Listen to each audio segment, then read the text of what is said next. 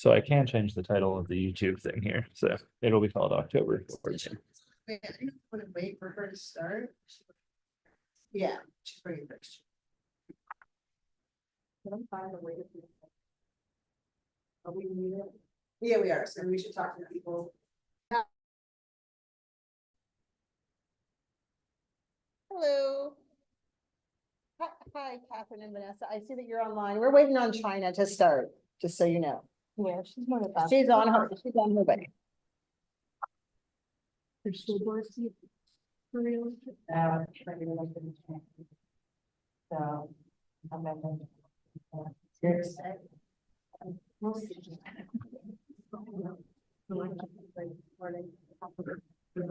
For next year. Right now, the top. I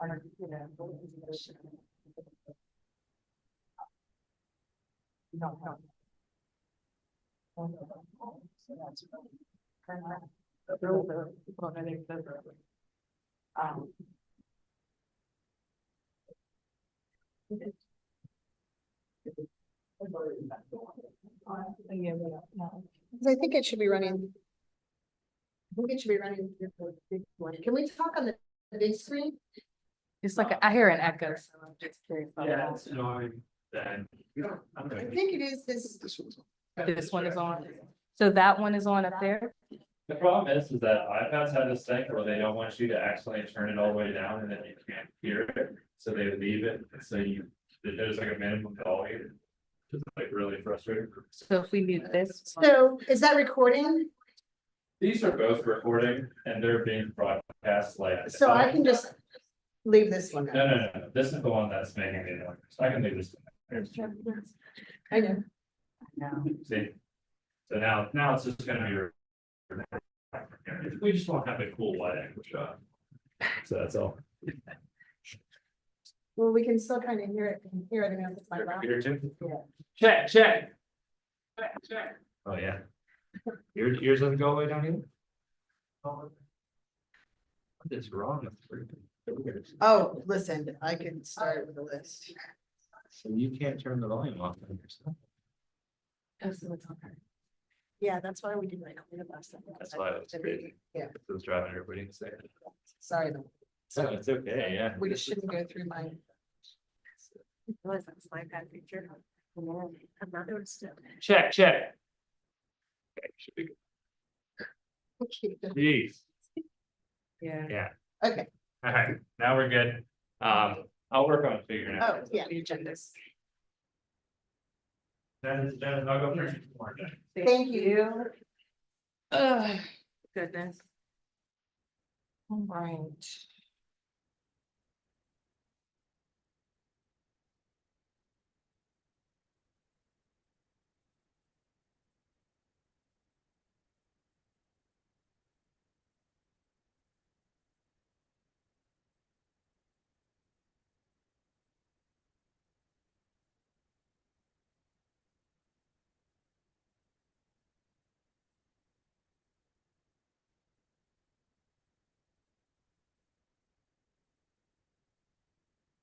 Well, maybe have a good story while we're waiting. Oh, no. Like we went on YouTube. I would say maybe a 6:40 start. Okay, 6:40. Yeah, Let me because see if Vanessa's online, right? She says, yeah, she says pulling up. Oh, okay. China's. No, Okay, yeah. You know where it is, right? straight out to the left.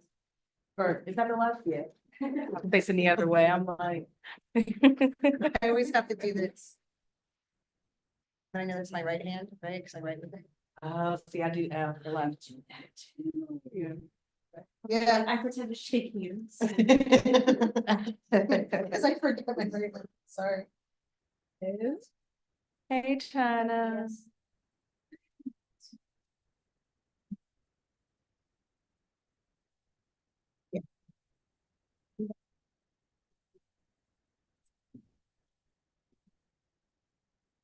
Oh, I was gonna say, it's got a tablet, yeah. You can always go to boot up, I bet you, on the 3rd floor.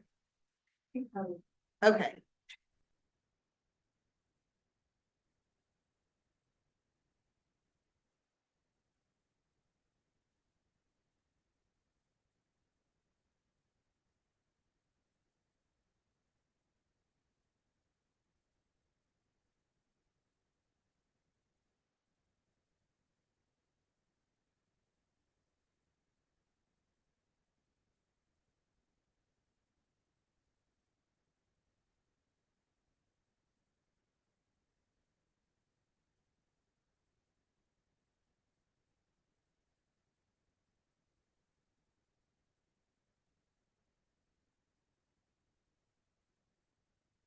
Yes, I am. Hi, China. Hi, Nice to China. meet you. Nice to meet you. Me too.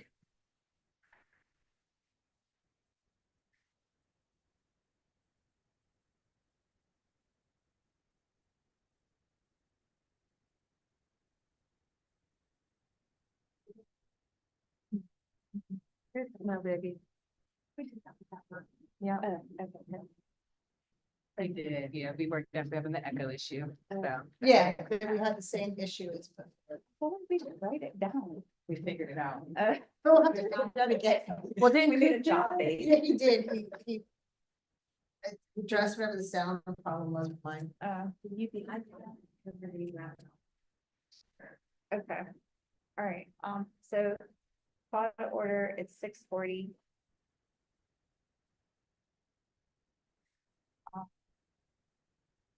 So roll call. Renee Donny, Here, Ashley Cummins here, China Lee here. I can't see that far. Vanessa McCarthy Johnson Here, there.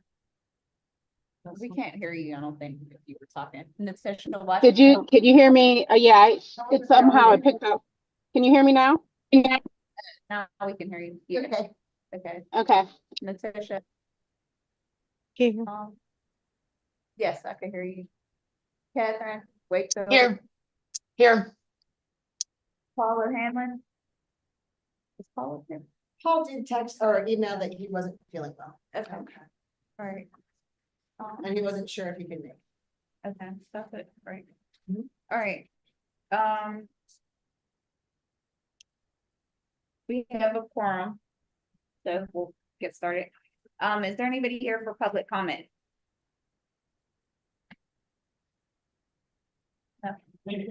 Oh, that's right, yeah, Okay. Talk about that. yeah. Hi, Hi, everyone. what's your name? My name's Patrick Cooper. Hi, Okay. Chad. I'm moving into a lot on Franklin Avenue, 729 Franklin Avenue. There seems to be a vacant grassy patch right next to it that, as far as I can tell, paying taxes and it's owned by some corporation. And it would be really nice because I have no other part of my lot except the house that renovates inside of one. And so I'd be very interested in working with Wilkinsburg Land Bank to get this grassy patch next to the house and do something with it. And it's a lot, It's Like- a lot. and you own the house I that, own the house too, yeah. okay, did you, look at the VPRP program? I heard about it earlier today, Okay, so that's one. all right, okay. All right, and you said 729 Franklin, that's the lot address or that's your address? Okay. 727-7. And I have the parcel ID, and it is on the, uncollected list. Okay, okay. I haven't paid taxes and paid since like 2014. Okay, but and you live in the house though, like the one, Yeah, okay, as of Tuesday. okay. That's right, it's October. That's right, we discussed this. Yay. So awesome, thank you very much for bringing that to our attention. Is there any other public comment? Okay, no, nothing, okay. Is there anybody on the Zoom who has public comment? I really can't see who's on it. I can't. Yeah, and I don't know. All right, so we can move on Is there- to,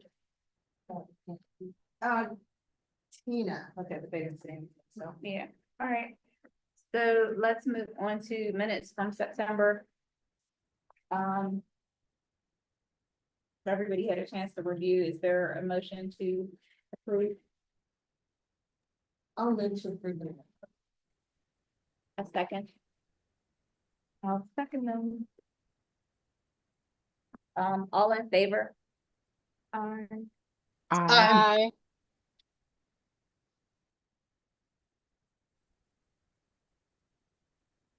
Um. Do I need to say any abstentions or deny or no's if everybody said yes? Okay, all right, so motion passes. Next on the agenda is the NAP application, which Renee is gonna fill us in on. Yeah, so that's the Neighborhood Assistance Program grant, and I just wanted the board to be aware, so this had a deadline that told in June, and we did not get an application in. but they reopened it and it's due October 25th.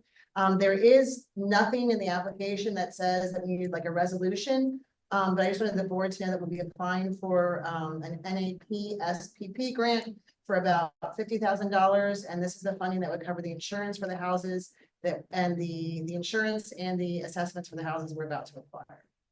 Okay. Thank you. I do have to have you sign it though, China, the president. That's just like- Okay. You said neighborhood assistance program, right? Yes, And what was the grant? the grant. This is a tax credit program, so we have to have a corporate sponsor but that funding would be to cover the insurance for the houses and And the assessment? the appraisals rather, not the assessments, the appraisals.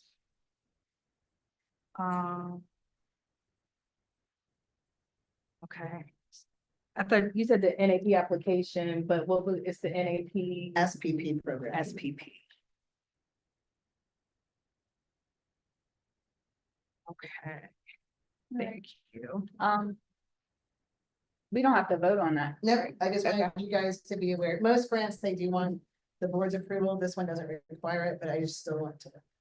And what was the due date again? The 25th. Favorite number. All right. Sorry, I've had so many questions now because gotta make sure I've got all the info when I get back. Okay.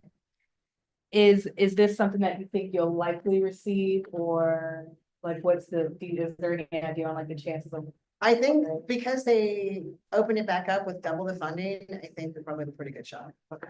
And what's that?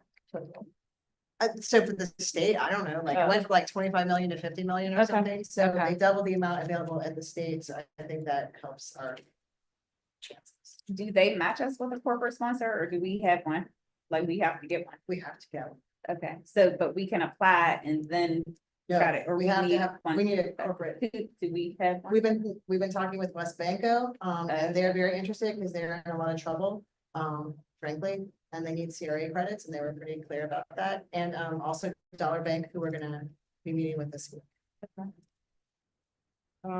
Just a question in regards to your statement about West Banco, if they're in this situation, do we want to work with them? They have to spend money in poor neighborhoods, so they can be Wilkinsburg, can be somewhere else. Okay, You know what I mean? Like, it may as well be here. no, got it, just wanted to make sure. Yeah. Yeah, I think, All right, so if there are no other questions, we can move on to number 3, which is a presentation from Grounded Pittsburgh on vacant lot reuse. Hi, everybody, that's me. I'm Kelly Henderson, and I will screen share so that the folks on Zoom can also see what I'm doing. So give me a second here.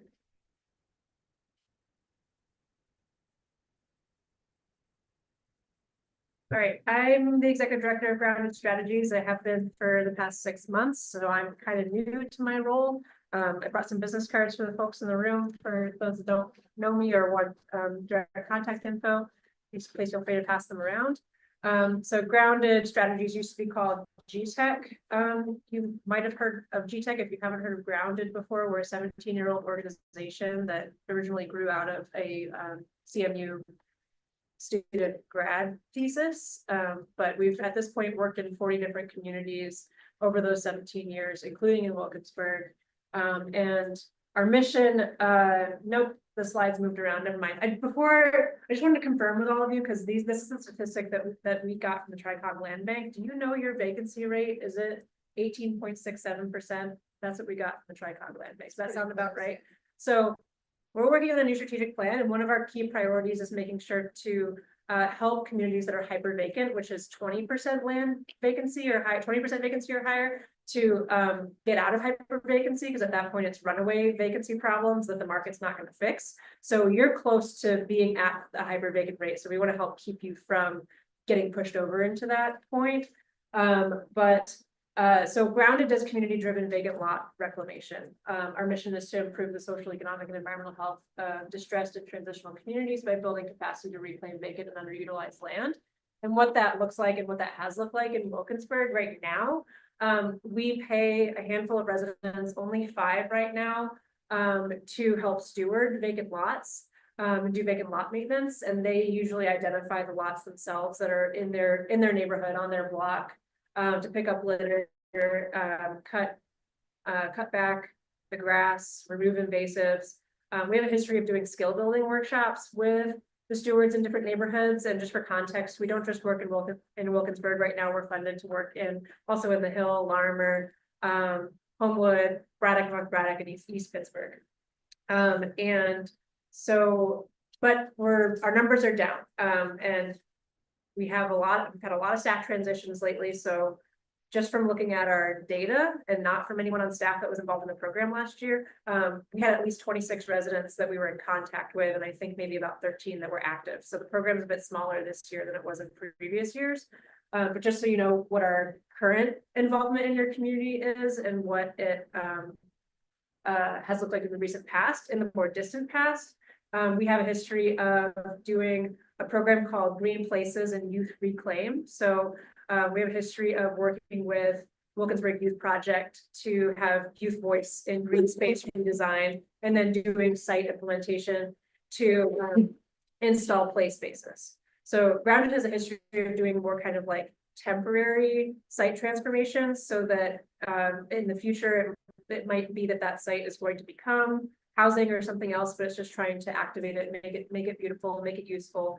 That's not necessarily the direction that we're going, and I've heard some feedback from different partners and former staff members that they think that we should be doing more permanent site installations through partnerships moving forward. So I'm curious to hear, what you all want and what you all think. But I'm going to tell you a little bit about some of what Renee and our staff and I have been talking about so far as the main point of all of this. But I just wanted to give some context that we helped do the community engagement and work days and installs of a space on Marlborough Street in collaboration with Princeton Park Neighborhood Block Watch from 2018 to 2020. It was disrupted by COVID, unfortunately, so I don't think there was a proper celebration as was intended. And then in 2016, 807 Wallace the side yard to Hosanna House, turning that into a play space. But I met Renee and Catherine at the Land Bank Summit, and I know Ashley and Natisha already, so I'm excited to be in this space. But Ashley and I had intersections in my last 2 jobs ago. I spent almost a decade running K-12 programs at Chatham's Eden Hall campus, and have been excited by the idea of being able to use vacant land in more urban contexts to create environmental education spaces that are more accessible than that piece of land is and was in Gibsonia, in one of the wealthiest and widest school districts. So Renee mentioned that you all, or whoever, I'm not sure where the conversation originated, but I know that there's interest in activating some parcels across from Turner Intermediate. They're on our list of properties to acquire. And so then the question is, what's the best use for them? Right. So we've been kind of brainstorming this idea and wanted to see what you all think about maybe putting in a proposal to Grable. Their next deadline is in January, to see if we could get some initial community engagement with the school district, the land bank, Grounded, and other stakeholders that we would kind of co-identify and co-plan that engagement process to get input from various stakeholders, students, teachers, administrators, neighbors, on what they'd like to see on that site, but also do some really strategic thinking around what are the green spaces, the other green spaces that are adjacent to the school? How can we be really intentional with the admin and teaching staff about, if it's not already being used, the space behind the school that looks forested, right? How can we make sure that the curriculum integration, curriculum planning? Them said they actually want to trail build up through those woods to Right. school. Right. So they do want to activate that space. So the sort of space activation and curriculum integration that you might have in the woods might be, address certain grade levels and certain academic standards, whereas, whatever else we could do with the parcels that are currently kind of grassy green space across the street, they could be complementary, or we could think strategically about activating space things. Yeah. Exactly. Yeah, we talk about that on the board, so I Yeah. think that's something we definitely should. Yeah, I it's a dream. Even when we think about our students and we we want them to have more experiences and they don't always need to require getting on a school bus, driving across town to do something that they can do outside the doors. Yeah. Yeah, I'll bring that up. Thank you. It's great ideas. And then for us, I guess my question, I just, are you done or was there more? I am done enough. Okay. Go for it. For us with that vacant lot, are these like, do we have, like, I know there's on, what is that, Laketon, It's like, yeah, but that particular lot, is that just vacant and? there are 2 lots and I believe the borough, in fact, bulldozed those houses Yeah. at some decade past and they're still owned by dead people with the taxes. So, Oh, so they're not, okay, nope, okay. Yeah, I mean, I think we have a number of questions, but, yeah, but just about. I mean, I just think the idea is like really to start thoughtfully thinking about what to do with these lots, right? It's right by the school and it's like a carte blanche. We can do whatever we want. You know, we could sell them off for townhomes or something, but it's green space right there in front of the school. And if the community engagement process does show that the residents want it to be something different, then, you know, like I Right, said earlier, yeah, we could do right. something that's a more temporary activation if it seems like it's gonna take a while until there could be housing built on those lots or whatever. We're also really looking to get more like join like parent engagement with the district, you know, PTO. So, you know, if we're pulling parents together, that's a good space to also bring people in to get their thoughts. But yeah. But those are vacant lots, because yeah, I mean, did they even cut them? I'm trying to think. DPW Well, probably eventually gets to it and They don't, and it's not if they don't own them. Like, I don't know why, if the borough bulldozed them, why they wouldn't have. Taking title. Yeah, take. They don't take sidewalk. title to anything now. I think after Patrick Shattuck left, they don't take title to Yeah. anything. I haven't heard of like them doing BPRP. Yeah, I mean, Since they John haven't. got there, yeah. Yeah, they had, I mean, like, I there don't know. weren't any that came through planning commission, and Yeah. I, have asked Right, yeah. Like- why. That's why we have a land bank, China. I mean, but they Okay. own a substantial amount, but anyway, I they mean, did, I was so, just gonna say that, yeah, 324. yeah. but yeah, okay. Yeah, I guess the next steps for this would be, what does that look like? Probably talking to some district administrators or school board members or all of the above and seeing if I would say like like definitely a superintendent, And I mentioned this to Dr. Joe before, so this would not be a surprise. yeah. Okay. We can do that, I can get you, yeah, such as you know. Renee and I have a bit of an outline of what we might be talking about. Could also just send that over email with the disclaimer that this is incredibly flexible and brainstorming. Yeah. And then have some, We'll take You it know, think like foundational. which board committee. Would it be a park from there? It's not a park. It wouldn't be a park. Yeah, and then the other thing we'll have to think about is who's gonna be the owner, right? Mhm. Because we don't want, the land bank does not want to hold property or anything, so. I don't know if you guys would own anymore. Well, that's why I have multiple thoughts, but I don't want to share them, Right, you know. Right now. talk to people, yeah. But yeah, so that would be that would be something we'd have to figure out is who's gonna be the holder of these properties. and just to give another couple sentences, just to say there are some parallel conversations going on in the city of Pittsburgh with city planning and PWSA around doing something that's really big scale and expensive, like over $1 million, 5 years to fundraise for and implement to do something like this, but make it a more permanent installation with like freestanding solar panels, an outdoor classroom underneath green infrastructure demonstration, really thinking intentionally about integration into workforce readiness for students, what that looks like to integrate more like sustainable technologies into the site design. We're inspired by a project that all the folks I listed saw in Milwaukee and trying to implement that somewhere that we haven't yet decided. So if there's also an interest in thinking at that sort of level, right, from like semi-permanent or temporary to this like really big picture, Yeah. you know, multi-phase, multi-funder. So I'll just come up, like, so would you be able to present this as well to the Blight and Infrastructure Committee? And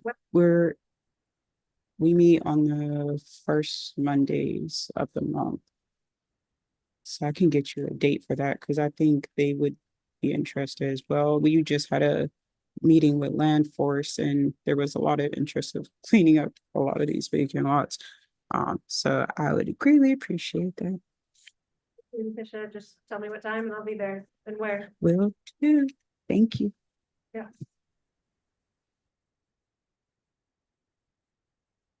Are there any other questions?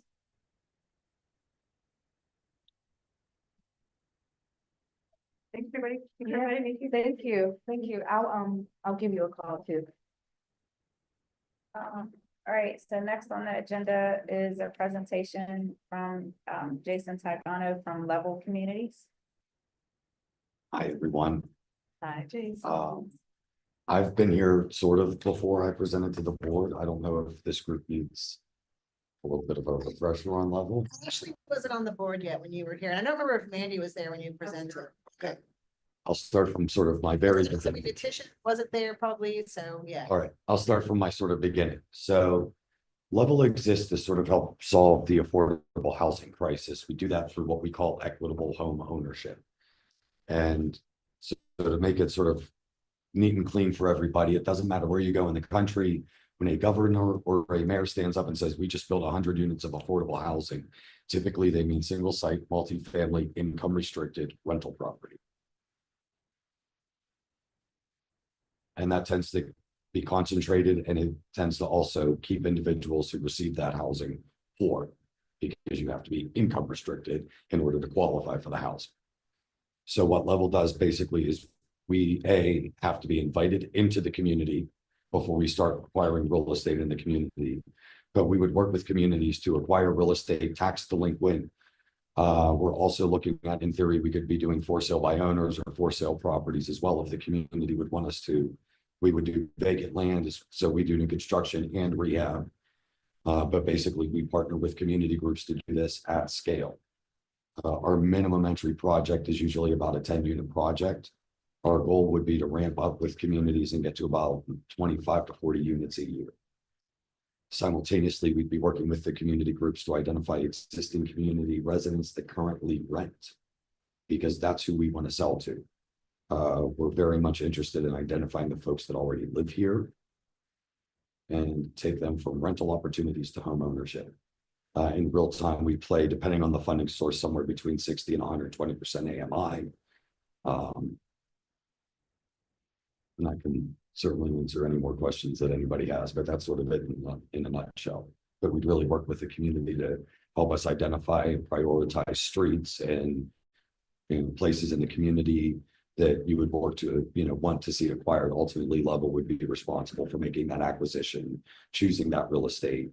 We'd have to make sure we could raise the money and that the projects are really developable from that standpoint. But new construction and rehab is sort of one and the same from my point of view. So plumbers plumb and carpenters carpenter, they don't care as long as I pay it. So I could get into it more. We pay prevailing wage rates on the site. We would look to sub with local contractors that are sort of verified or certified of quality and skill. We're not trying to have gypsy contractors on our sites, but we do really want to work through subcontracting opportunities with local folks that are reputable. And one of the things I really, I've gone to see the work that Jason has done in McKees Rocks, and he does exactly what we want. He goes into these old houses that have been abandoned. He fixes them up so that they are beautiful. I would love to move into them. And then he sells them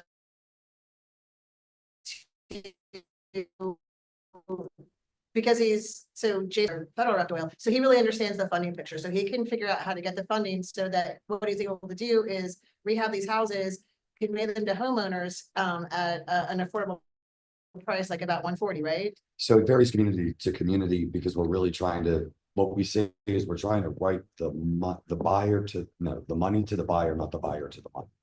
And so ideally, in theory, if this all works correctly, we're sort of looking at your rents. If you can afford to pay your rent, you can afford to pay a mortgage.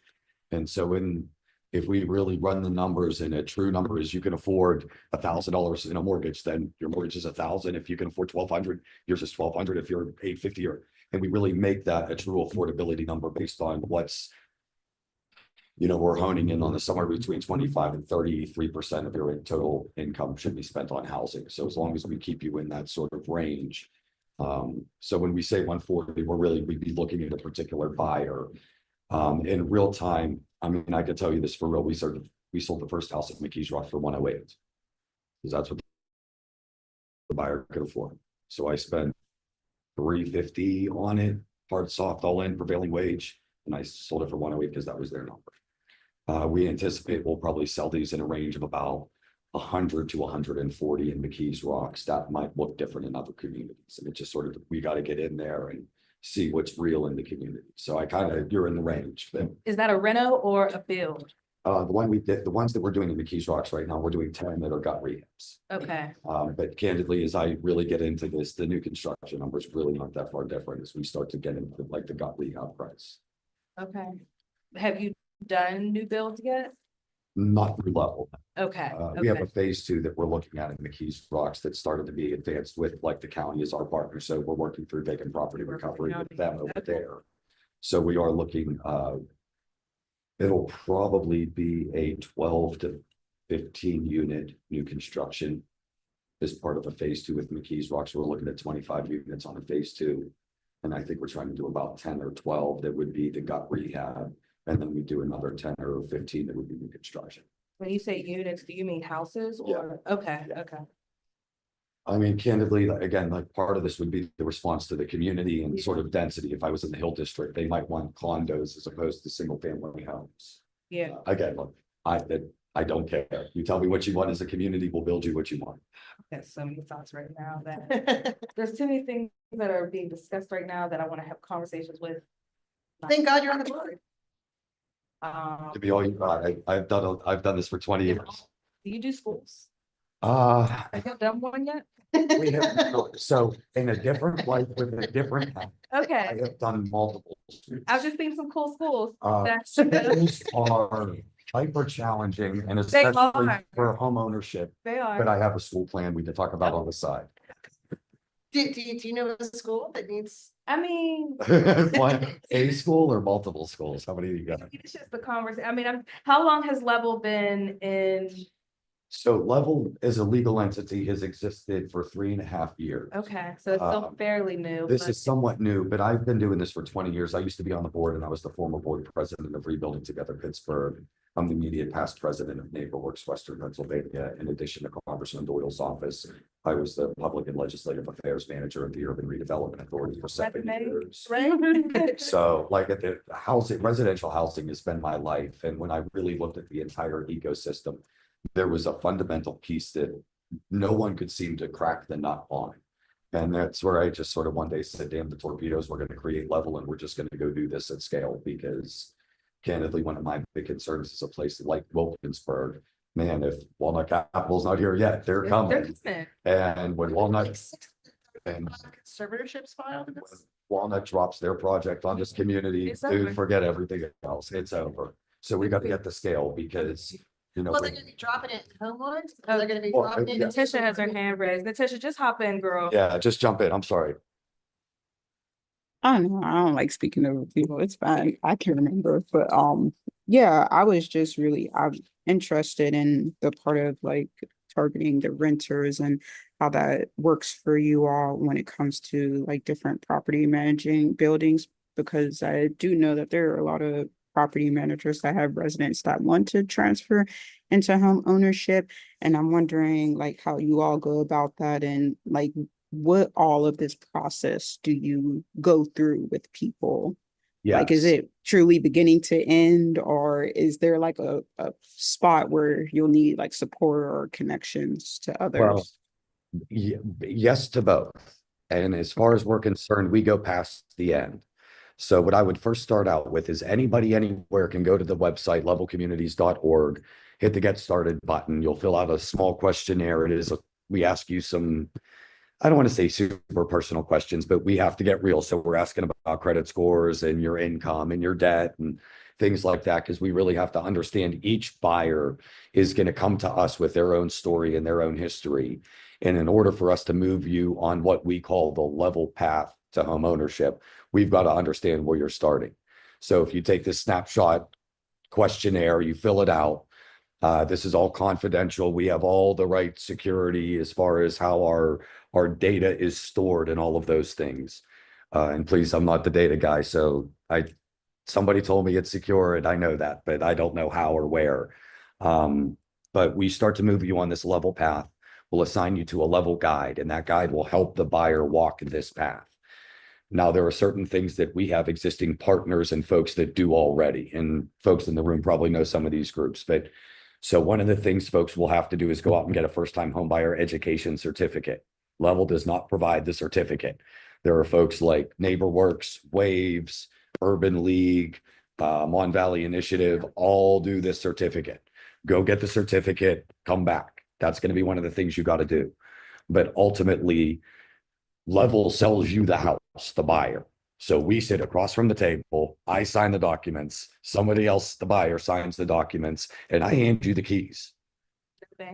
Well, the bank, so there is a bank or a credit union or a lending institution of some sort. It does not technically need to be a bank. You could use Got a it. mortgage Yep. brokerage agency. Yep. In all fair housing laws, I can't tell you what to use, right? What we're trying to do is advise the buyer of, make sure you go get 3 options.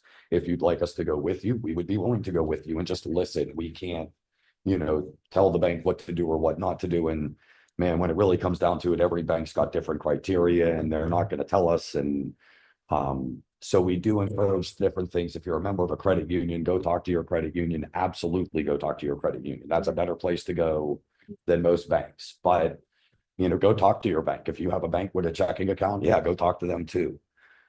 So we really try to be very thorough with how we work. Fingers crossed, one day, all things being equal, we might be able to have a pot of money ourselves where we don't need a bank and we could be a lending institution, or maybe there's a, the name just slipped me, CDFI, a Community Development Financial Institution. Bridgeway Capital is an example of one, but they don't do residential loans, so they are not interested in this. But there are some other community CDFIs that might be. And so we're sort of trying to see what we can put together with that. But ultimately, part of what we also do, I will fail if I hand you the keys and say congratulations and walk away. So success for us is really, we jump in a rocket ship or jump in a time machine, go 5 years into the future. You're still current on your mortgage. You're still current on your taxes, and your home is still in good condition. Now we can start talking about measuring success. And the one thing that I really liked about, not one thing, there are a lot of things I like about Jason, but the thing that really makes it stand out for me is the fact that he has successfully created Section 8 home ownership. That, was one of the founding things that came up with the land bank. And this is driven by our board member, Paul O'Hanlon. But as he points out, like, the Section 8 payments do not say rent, they say housing, and they can be used for ownership. And the problem is that you just need to find a developer who's willing to work with those folks, and Jason will. So, And we have an agreement with the Allegheny County Housing Authority to actually do this with them. We're working on it in McKees Rocks right now.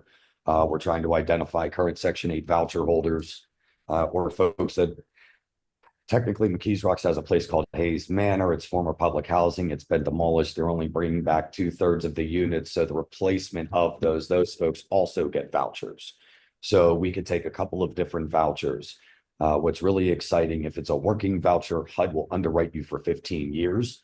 If you have a disability voucher, they will underwrite you for 30 years, which would be the life of the mortgage. This could be a very exciting opportunity for a way to folks to get off a voucher, get into home ownership, and continue to have some subsidy into that. And so that they can make their payments. So I know you may have this available, but is there like a infographic or a graphic that shows kind of like a summarized timeline of this process? Yes. Just for me to be able to share with people so that they know, the process that they're looking at. But if it's on your website as well, I can always direct people there too. You can definitely direct folks to the website. I have, you know, it's one of these things, I don't usually bring it because I think it's 14 pages and most folks don't want to read through 14 pages of content on what I'm talking about, but I do have something that I do share with community groups. It does have a graphic on it that really is the level path. It's sort of spelled out. It has its sort of postmarks of here's the thing, here's the thing, here's the thing. I will say this is not a true across the board for everyone because everybody's story is different. What we really tried to do is just put those post markers down so folks had an understanding of this is what a process would or could look like. But candidly, as I've done this work in the past, it could take us anywhere from 3 to 5 years to work with somebody based on their credit score and their debt history. That could take me 6 months for somebody else. And so a lot of it depends on how fast you can pay down your debt. And some, you know, really basic things that are unfortunately very much outside of my personal control. And so for each individual, a lot of this is going to move as fast as you are able. And so, you know, that's part of where everybody gets their own path. And we really try to create almost individual education plans for these folks because not everybody learns the same way. We're finding out in real time. And so as we're evolving this and walking with clients, just getting smarter with the work we've done in McKees Rocks. You know, the most challenging variable we face in this equation is our buyer because they are people and they got real lives and things happen to them. A 2x4 is a 2x4 forever. Lumber ain't gonna change on me. But man, if your kid gets sick or if you lose your job or God forbid, whatever else might happen, you know, the class is what's going to stop. And so, you know, really trying to find ways to make sure, and this is where the community is so important because we need to stay engaged with our buyers to make sure that if, you know, little junior gets sick, that, you know, we can help and we can get whatever help to the family so that they can get back on that level path, that they can own a home. A lot of this was born out of, and I'll sort of, you know, I take this as responsibility for myself. I was one of the key players at the URA when they built Bakery Square with Walnut Capital. And what we've learned since then is 2,000 existing community residents that rented in East Liberty for 20 plus years now live in Penn Hills and they rent. And we found their address, we found them, we know their addresses, we know they used to live in East Liberty. But man, if Level could have existed then and we could have sold folks for homes for $100,000, what would that mean to that family today? And this is not a land trust. You get the land. We don't hold the land to preserve affordability.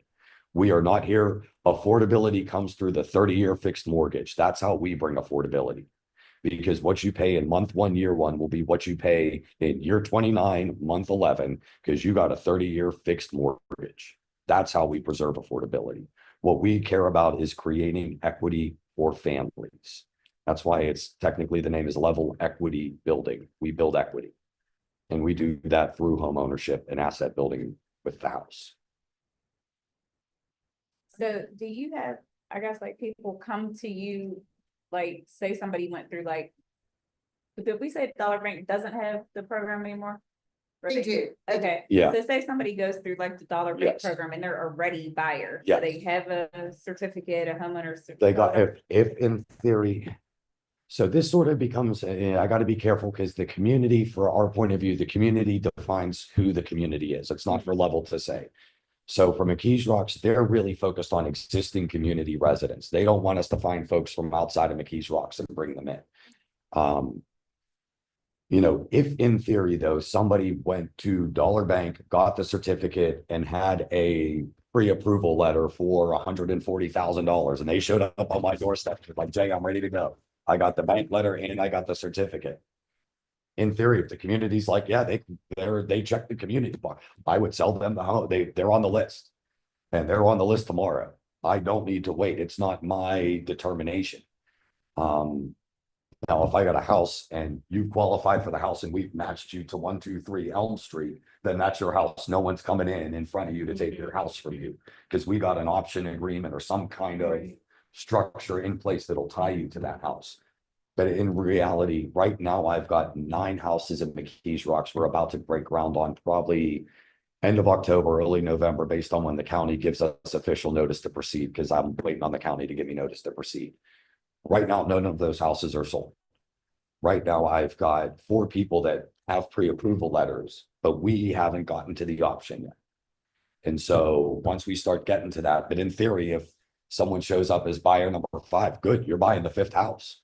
I don't have anybody else in line. I mean, I do, but they're not ready with a mortgage. And ultimately, we don't rent. I gotta sell this.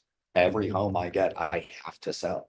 So like, what does the time period, I guess, look like, from when you know you're gonna have a house before you, like, you know, you said you have 9 that were coming up, and you have 4 people right now, Right. like, I guess, what's the, and Natasha, I guess, kind of asked this, but like, what's the time frame? Everybody's on their own schedule. Yes. But like, do you have in your head, like, none of these people are going to be ready in the next year, so. That's now sort what? of never the case, Okay. is we see it. So just as an example, we've been doing outreach. We've got about 70 folks on a list from McKees Rocks right now. Of that, we had, forgive me, it's like 18 or 22 that just went through a homebuyer education cohort with NeighborWorks. Of those 18 to 22, today 4 are ready to go buy. They got a letter, they've theoretically got a letter. Now the letter's only good for 3 months, so I don't have them going to get the letter because I don't have the house ready yet. But when they're ready, they could go get the letter and they'll run right through that. We've got another 3 or 4 that NeighborWorks is telling me that could have this bank letter in the next 2 or 3 months. And so we're sort of just rolling this as we get it, where candidly, in a lot of ways, it takes just as long to raise the money and do the construction and acquire the land as it does to cultivate the buyer. And so as we walk these, they're separate paths, but we're walking them simultaneously to just make sure that we actually do have folks at the spot when it's time to sell the house. But candidly, a lot of that is going to come back to groups like yours, because I don't have credibility in the neighborhood. I'm not the trusted person. You're the trusted person. And if you're like, hey, I met this guy named Jay, he's worth taking a look at, somebody's going to listen to you rather than me walking around saying, hey, guess what I can do? Because nobody knows me. And so I think, what we've seen in McKees Rocks is the community has created an ambassador program for us. And there are 4 or 5 super volunteers that have committed to staying engaged with our buyers. And when they find out something's going on, they'll go follow up. Or if they miss a class, we let the ambassador know, they'll go follow up. So we can make sure that we're moving our buyers through this path, because 70% of the way there will never get you there.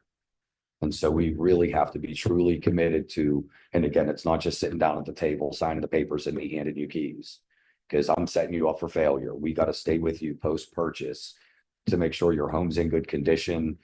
You know what to do if you got a leaky faucet or a roof leak or whatever might come up.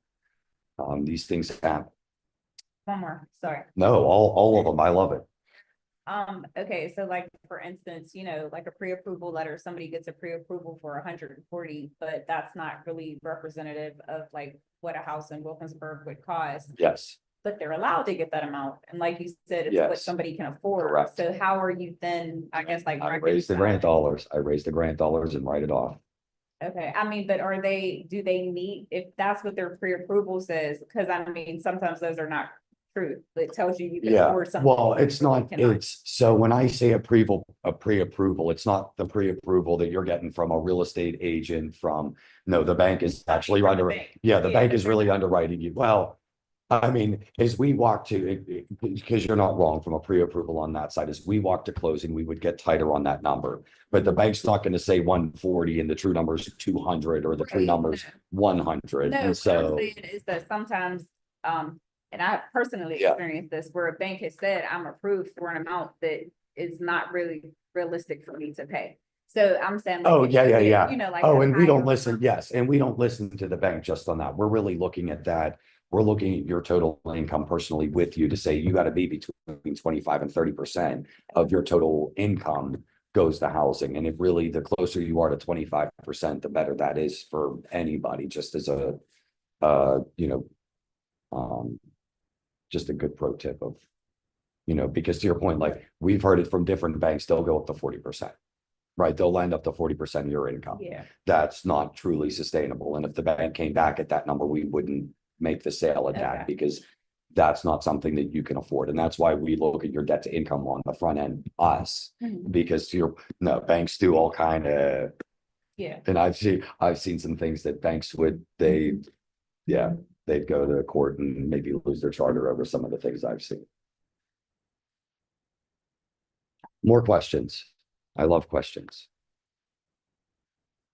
I guess my question is, this isn't your first presentation for the land bank, and Yeah. so what does, if whenever we get to a point of like having properties that are ready, or, whatever that would be considered for sale? Yeah. Like, what is it? Yeah, we're selling them. Yeah. Don't lose it, Ashley. Not really losing it right now. Properties considered for sale. Once you have the properties considered for sale, oh, yeah. I'm like, where does that go for us, right? Like, are you looking for, because I think for us as a board, we need to figure out what does that process look like?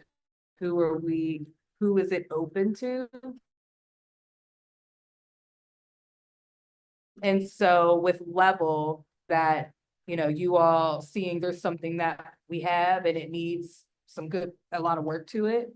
And so what for you, what does that look like? Because I imagine McKees Rocks isn't a land bank. No, they are not. They do not have a land bank.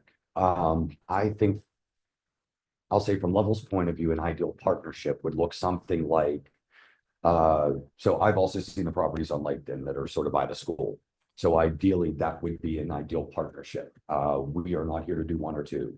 10 is a minimum project. Right. And I'm a nonprofit. I'm not here to compete against for-profit developers. So to me, we've identified X number of properties. We would like to partner with you on that redevelopment. In theory, if you want to sell them to me, I'm going to charge more on the back end because I'm another nonprofit. So if I got to pay you a couple of bucks for an administrative cost and all of those things, I understand that and keep it moving. But I am not here to buy something that's, realistically worth 20, and I'm not going to spend 40 because I can't afford to, I'd be passing that on to my buyer, and I can't afford to do that. So I think part of and actually I think it alludes back to something that Kelly said earlier about vacancy. I'm here to take vacancy off of the plate. We're here to put dead assets back on the tax rolls. And I want to do hundreds of properties. I've made a commitment to McKees Rocks to do 100. I'd like to make a commitment to do 100 in Wilkinsburg. And let's do 25 to 40 a year for the next 5 years and see what happens. But I would need a bona fide commitment of let's find us properties and let's get them moved into Levels ownership so I can go raise the money. Because in real time, I'd like to do it for cheaper. I'd like to find ways to get cheaper. If it is a vacant tax delinquent, multi-year tax delinquent property, I'm probably spending close to $400,000 on every one I touch. And I got to sell them for $150. And so if you want to pass 50 grand on to me, like, you're making it harder. And so I really got to find ways to reduce the cost, because ultimately the borough, the community will thrive because we have homeowners and houses paying taxes. Yeah. And that's the bigger picture of what we're trying to accomplish. So for me, is kids coming to our schools. Yes. Because we have more families. and what we found when I talked to the superintendent at Stowe Rock, she tells me that a third of the kids that start the year at the school district don't finish the year in the district because they move out of the district. Because if they have 80% rental and 20% home ownership as it's transient. And so the tax base for the district increases. You have a better capability of staying with that kid and ensuring that they're learning over time with that family and learning over time, because they're not going to leave because they got a 30-year mortgage. They're not going anywhere. Actually, other land banks have done something like this through a memorandum of understanding. The land bank and Level would enter into an agreement that kind of lays out if there are properties to put in there as like, here's the preliminary list, here's the idea of how this is gonna work. And you can even come up with like some formula to determine the property cost. Maybe it's the land bank's cost that you have into it, getting it in title into your name, or maybe it's like a formula based on the current assessed value or something, but And I'd be totally amenable to something like that, right? Like you gotta pay your bills and make a buck. I get that. Yeah, and I think we are gonna have to tie the sales price, and this is like a different internal discussion to like some kind of like independent number, like an assessment. I know that assessments are like, or yeah, appraisals are like great, but at least it's an independent number besides like, you know, us eyeballing it. And if it's different, just as an aside, like we're using vacant property recovery in McKees Rocks, and I am fine to sort of go that route if that's easier for the land bank as opposed to using the land bank. I mean, I'm just here to be a solution for the community. So however that needs to look, or it can look both ways, depending on, you've got some and we can do VP. I mean, Yeah. to me, the community drives a lot of the decision making that we be building on. So Yeah, because one thing you said is about, I'm assuming you're saying, so like with the land bank, that's not a cost that's passed on to Yeah, you. yeah. Because you're acquiring- absorbing that, yeah, So we, you know, which is less for you. yes. And with BPRP, I guess. Says you are, it sounds like other than the BPRP properties, or do you all do all BPRP where you're not? So we have done two through private acquisition. We have Okay. found somebody that basically, these are people that live in the community. The one guy is like he's a really, I don't want to call him a flipper in a bad way. He's a really responsible community flipper. So he lives in McKees Rocks. He knows a bunch of people. When grandma passes away, God forbid, families are selling him the house to sort of flip because they know he does a good job. So he had too many, he found me, he sold me one. And so that's how we got the first house. Another one was, a couple was divorcing and they put it on the market and they had to go quick because they were divorcing. And so we were able to just step up and fill that. In real time, that's a really nice model, because what I'll also say that I notice, I don't know what the number is here, but in McKees Rocks, the number is about $80,000 as a sales price. If the house is selling at or above $80,000, someone is moving into that house. It's their permanent residency and it's an owner occupied unit. If it's selling below 80,000, chances are that is some sort of speculator that's not from the area, and they're going to rent it out or do whatever speculators do with speculation real estate. And so in McKees Rocks, we're trying to look at things under $50,000. And so if it's under 50, we would consider acquiring it, because we're taking that option off of a speculator. No one's going to come in and do an owner rock on this because it needs too much work. But at the same time, it's not a multi-year tax delinquent that has holes in the roof and, you know, the backside missing. So it might, instead of costing me 400,000, it might only cost me 200,000. That would be a blessing, because now I can stretch my money a little bit further. And so in the right cases, we're looking at doing these independent on-market acquisitions because the community tells us it's an important street. So we start looking at that street. And if there's something that comes up and fits the profile, we're going to try to buy it.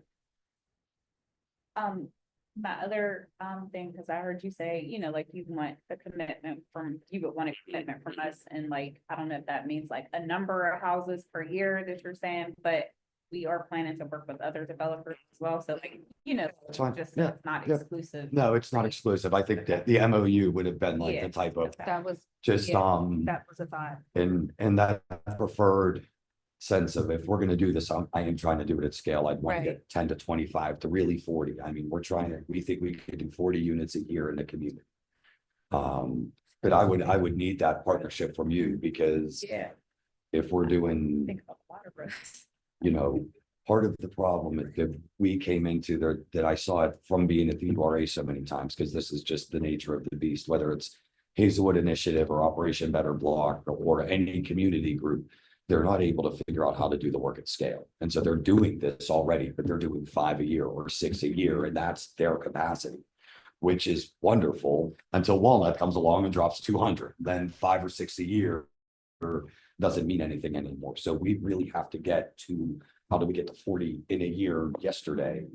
And that's where I would need that real commitment of this group and other groups to really Sounds like a push. approach to your point, right? Because I mean, I think since we've been having these meetings, we've probably had about 3-4 individual folks who live in the community and they acquire homes and fix them up for, you know, to sell, and they don't, you know, overprice.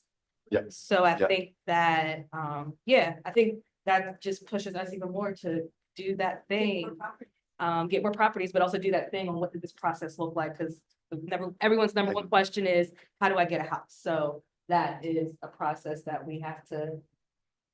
And one thing Get that to. we say, just to sort of come back to a point that you made, we say that we are an and, not an or. Because these solutions That's the take thing, and, those it's ands, it's gonna be ands that solve this problem, not ors. So, you know, we work, I mean, not, they're not specifically in the Keys Rocks, but I know Ed, I know Ed Nasser well, I know the land trust or City of Bridges. Man, you could theoretically have both of us in the same community if you We're not want. super interested in the land trust model. I'm not either. That's why I started Level.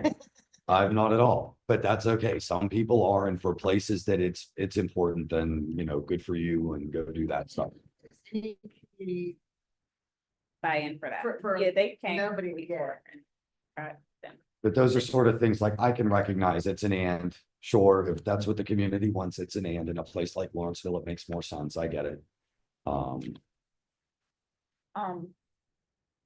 Okay, and so you would also take vacant lots, like, Yes. is that something that, Yes. I guess, so like if we had, when you're saying like 10 properties, do they need to be like contiguous or can they Scattered. just scatter? Yeah.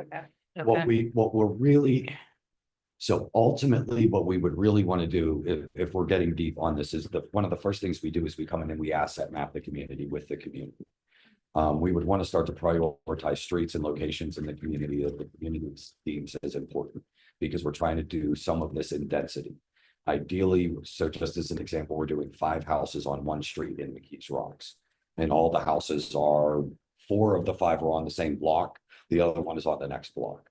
And so we're really trying to do density because that will change the whole feel of that street. Right. Rather than us flopping around. And that's sort of where I like Laketon by the school, because got all those houses, it's right by the school, that will change the whole feel of what that is. And so as we start to look at it, you know, theoretically, we can go anywhere. I don't care. Again, the community is going to tell me what's important. But we would really be looking to try to be on, again, on a phase 1 with 10 units. How are we on 3 streets? The community just wants to Yeah. addressed. Well, and so as we Quickly. step into this, so because from my point of view, what I'll say is I'm reverse engineering it backwards. What I would say is if we're going to do 100 units together, how do we find the first 10? And why are they the first 10? What makes them the most important? Yep. Because I don't want to be out here just guessing like a chicken with my head cut. Yeah, it's available. Let's just do it. I wanna Yeah. know, No, I want to get smart. And I want to pick really, and that's where, again, across the street from the school makes a lot of sense to me. You don't have to convince me of that one. But there are going to be other spots that are going to make a lot of sense, and we should be thinking about those priority areas. And you know your priorities better than I do. I'd be guessing. So 2 questions. The first piece is the asset mapping that you do. Assuming if we, you know, did an MOU or whatever, Yeah. but that would, you're saying that's first step? Or my thought when I had that question was when we receive these parcels from, you know, that to choose from, how are they deciding what properties we're choosing? Like, what does that? You mean like, so when we do our next acquisitions? Yeah, like when we're doing the acquisition, how is that selection process? So we have funding know- for Laketon. Yes, I So- know that, I feel like Lathan's been the piece, Lathan and Marie have been the piece that we. So I have a list from the tax collector. Because of the school, right? We have a The new it's school, the the uncollectible renovation. list, right?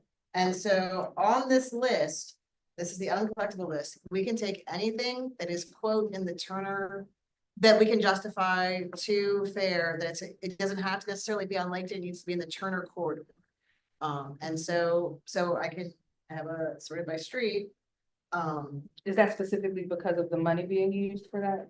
Right, so when we Yeah. applied for the grant for Laketon, we said Laketon, Turner on Marie School. Got it. And so that's why, as long as we can, I mean, it doesn't have to be on That Laketon, makes but sense. we can say Marie, we can say whatever, right? Yeah. So I had a list of like 3 or 4 streets that I thought made sense, sorry. No, that's fine. So, I'm asking all that because then I'd imagine this is like the list that we are working with. So your asset mapping would be connected to this. Yes, correct. And I would be tying into that list. Based on, again, if these are the priorities that the community is bringing forward to Level, then I would be plugging that in. And then just as an example, we'd also just sort of be looking at overall tax delinquency, that if we could find that information through, the county or the borough, whoever it is. We did that, don't we? Yeah. Whenever we Yeah. go through this, they Oh, give that's us, perfect. 'Cause they Yeah. get- Well, this is just the uncollectibles list. So that's not all the tax delinquency. This is what they have said is garbage. So, but but like that's the active tax delinquents that they think they can collect on. I don't have a list of those. what was it that you sent us? Didn't you send us when we did the first acquisition, the taxes on that? That was Jen's uncollectible list. Yeah, so That's not the whole yeah, this, delinquent list, it's just what they moved over to, we're not taking a share. yeah, they're not gonna- They're- they're not gonna waste any more effort on these people. They're deadbeats and they will never pay. And the houses aren't worth them to share, so that is what this list is. Right, and the process for looking at the back taxes happens. Gensler's, that's MBN.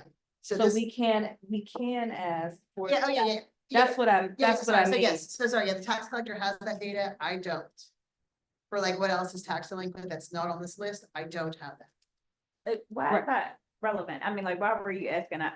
So, ultimately, some of this, just because it's on this list, does not mean Level would necessarily take it. Right. Right, Right, and so we'll identify parcels off of this list. But there are also going to be parcels that aren't on that list that are on the other tax collectors list. So they could be tax delinquent, and we might want to go after those, because just because they're not on this list, Doesn't mean it they're, doesn't mean that, right, that's, okay. that's part of a where, different again, conver- that's, Yeah, that's a whole. because that's if you have a outside. whole Yeah. other list, but you know what, there's. But I guess, like. So one of our considerations are that there are a lot of like tangled title situations and stuff in the community. And we do want to be sensitive to that and not necessarily go after people's houses and who live in their house and it's their grandmother's Yes, house and there's a yes, delinquency or yes. something like that.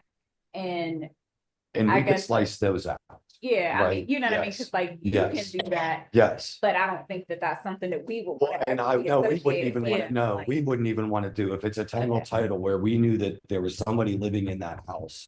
And they were somehow the responsible owner and just had a legal issue, we wouldn't go after them either. okay. I think what we're really looking for are true dead assets. Right, and this list is the list of, like, candidly, like. With all Yeah. love and affection, people have probably either passed away or moved out of the country, Yes, and that's what that list Right. is. Yeah. There are other ones that it's like, oh, they're in Allegheny County somewhere. We can get them. We can find them.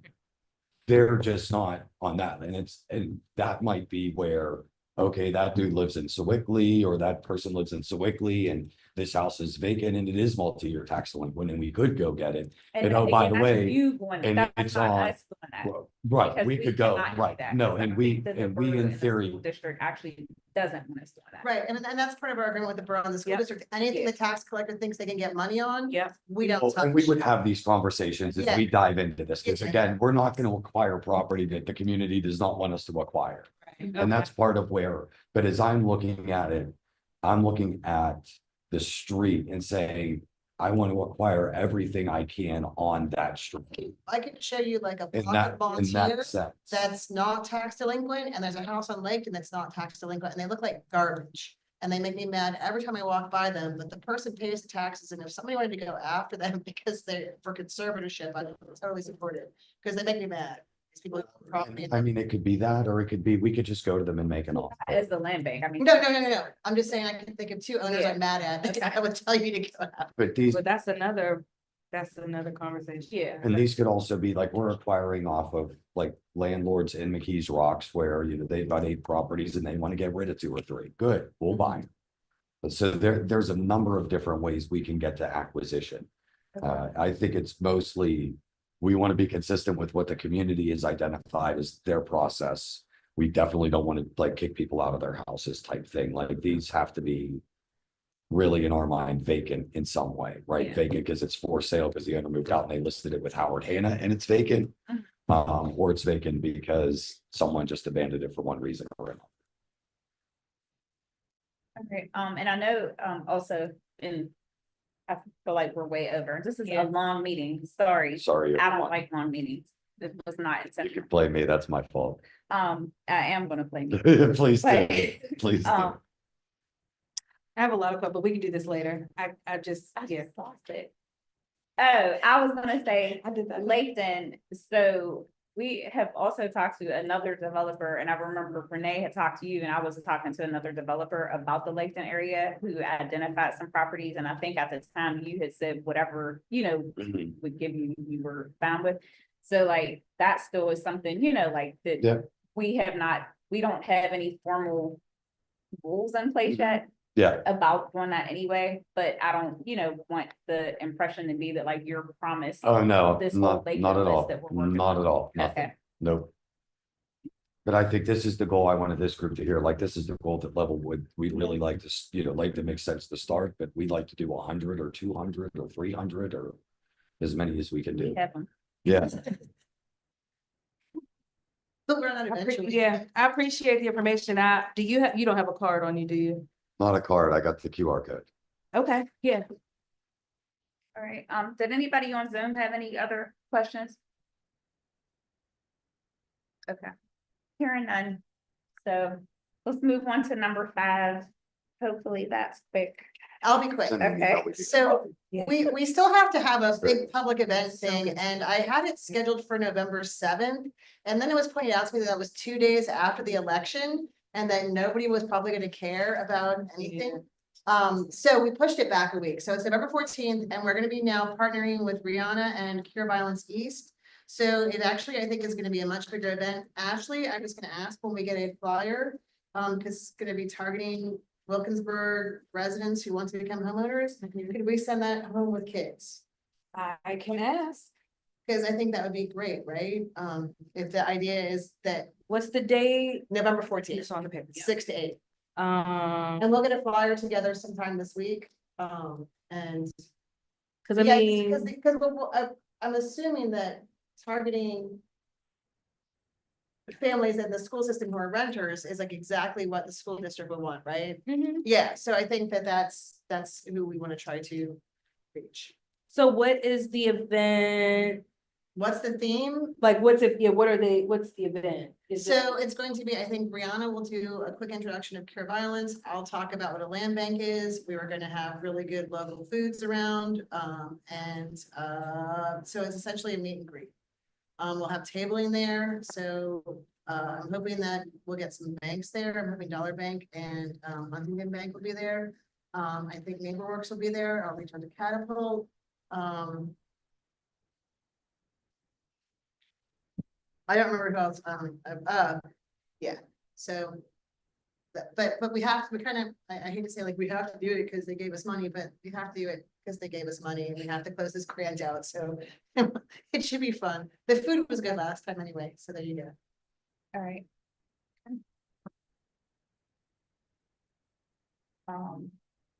So wait, is Cure Violence East, that's the, that's They're our the co-sponsor. organization? Oh, so Yeah. it's, where's What this is- gonna be at? Where'd you say it's gonna be? Community Forge. Oh, it's gonna be here. Yeah.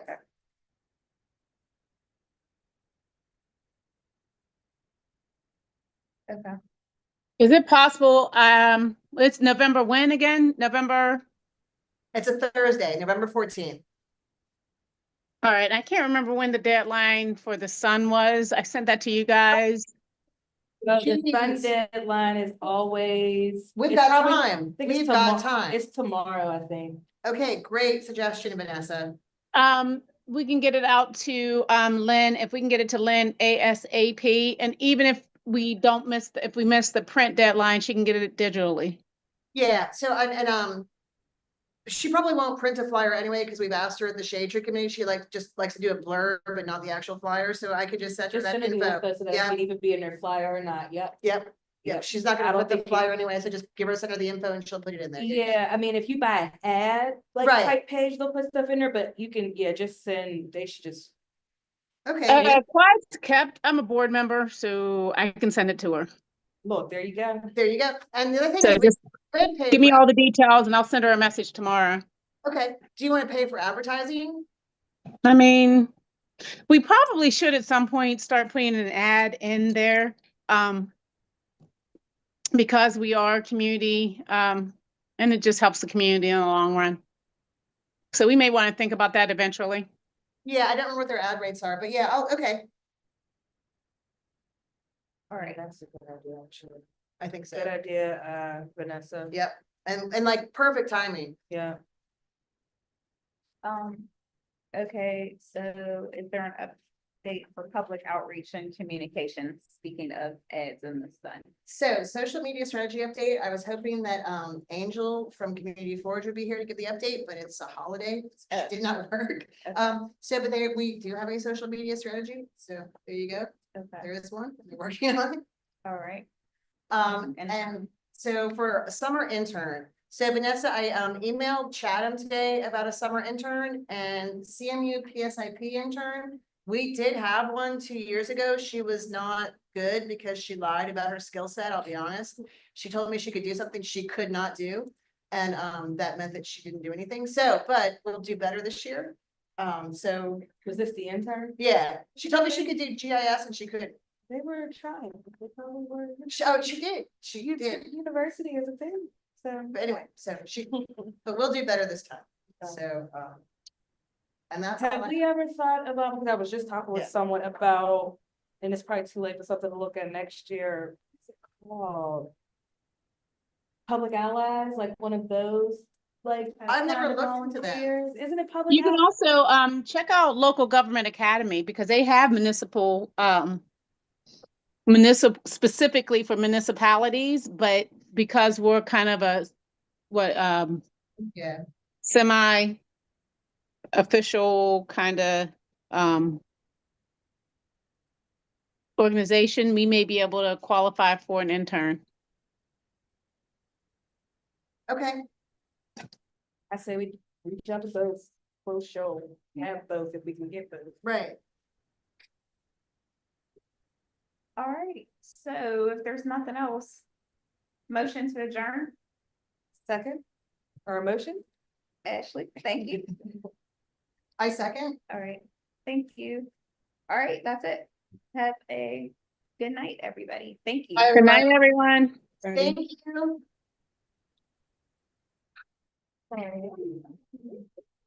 Isn't it freezing?